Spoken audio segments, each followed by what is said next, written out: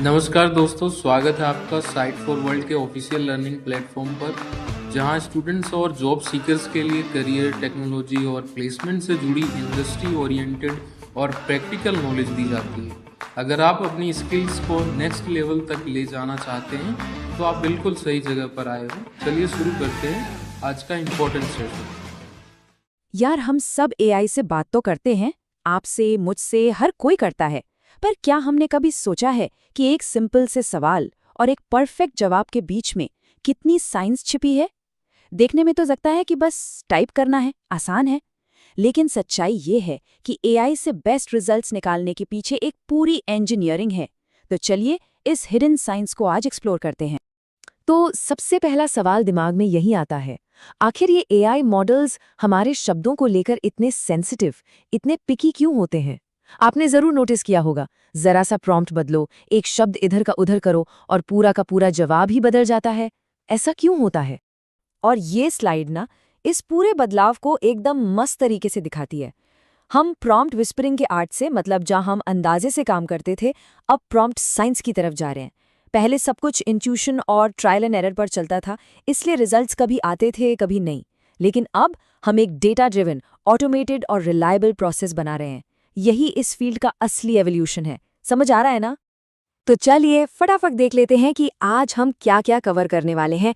हम प्रॉम्प्ट की आर्ट से शुरू करेंगे, फिर उसे ऑटोमेट करना सीखेंगे, एपीओ ब्लूप्रिंट को समझेंगे, प्रॉम्प्ट्स को ग्रेड कैसे करना है ये देखेंगे, और आखिर में इसके फ्यूचर पर भी एक नज़र डालेंगे। रेडी हो? चलिए शुरू करते हैं अपने पहले सेक्शन से। यहाँ हम समझेंगे कि प्रॉम्प्ट लिखना एक आर्ट जैसा क्यों है और ये एआई इतना पिकी कॉन्वर्सेशनलिस्ट क्यों है। और ये जो कोट आप स्क्रीन पे देख रहे हो ना, ये इस प्रॉब्लम की जड़ है, बिल्कुल साफ साफ। इसका मतलब है कि दो प्रॉम्प्ट्स जिनका मीनिंग लगभग सेम हो, उनका परफॉर्मेंस जमीन आसमान का अलग हो सकता है।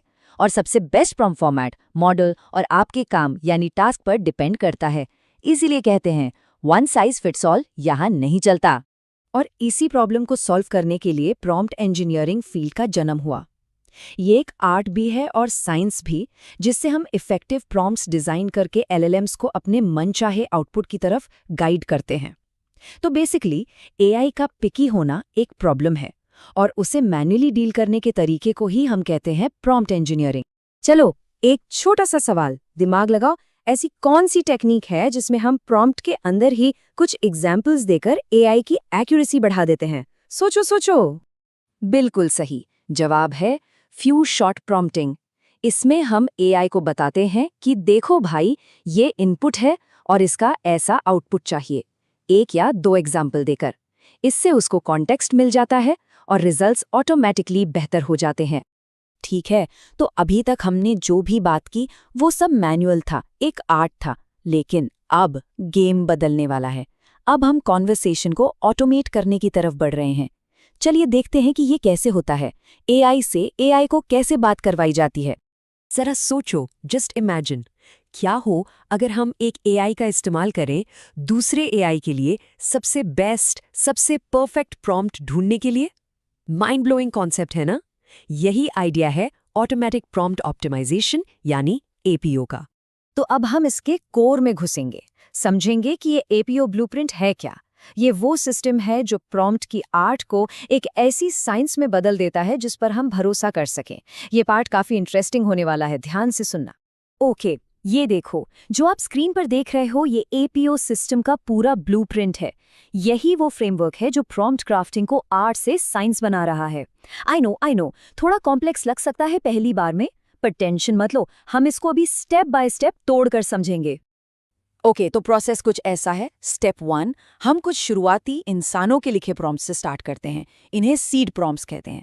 फिर स्टेप 2, एक एलएलएम इन सीड प्रॉम्प्ट्स के बेसिस पर बहुत सारे नए प्रॉम्प्ट वेरिएशंस, नए आइडियाज जनरेट करता है।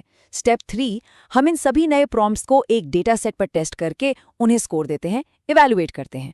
स्टेप 4, जो प्रॉम्प्ट्स बेस्ट परफॉर्म करते हैं उन्हें हम रखते हैं और बाकियों को हटा देते हैं।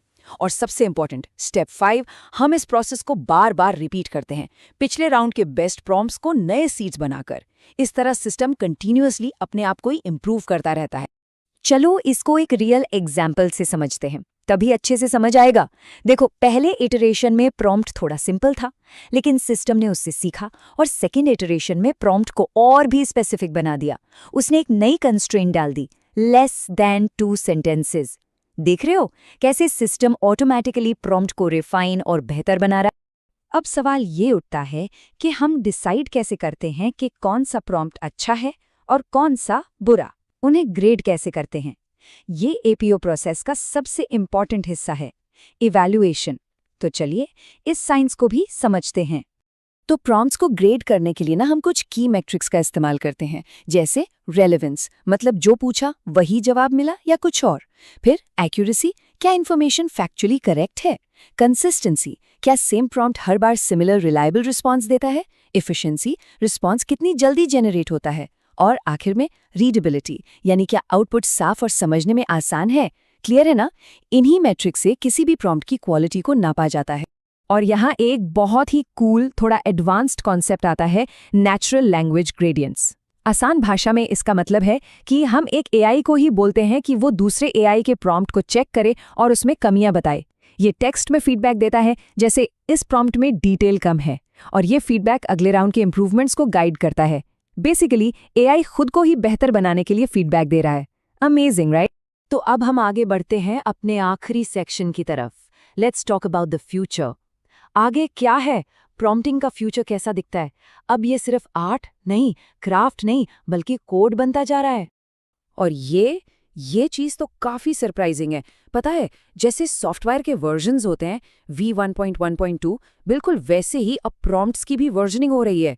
मेजर नंबर का मतलब बड़ा स्ट्रक्चरल चेंज, माइनर मतलब नया फीचर, और पैच मतलब छोटा सा फिक्स।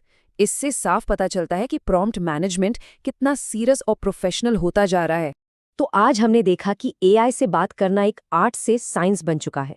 हमने मैनुअल प्रॉम्प्ट इंजीनियरिंग से शुरू करके ऑटोमेटिक ऑप्टिमाइजेशन तक का सफर देखा। और अब मैं आपको इस एक सवाल के साथ छोड़ रहा हूं। अगर एआई अपने ही इंस्ट्रक्शंस को खुद ही बेहतर बना सकता है, तो हम इंसानों और हमारे चैनल को सब्सक्राइब कीजिए और वीडियो को अपने दोस्तों के साथ शेयर जरूर कीजिए। कमेंट सेक्शन में अपना डाउट या नेक्स्ट टॉपिक लिखना मत भूलिएगा।